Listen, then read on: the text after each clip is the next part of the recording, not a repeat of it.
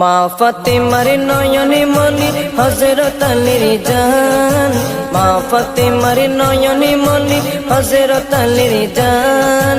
ইমামে হোসেন শহীদ হলো কারবালার ময়দান, ইমামে হোসেন শহীদ হলো কারবালার ময়দান।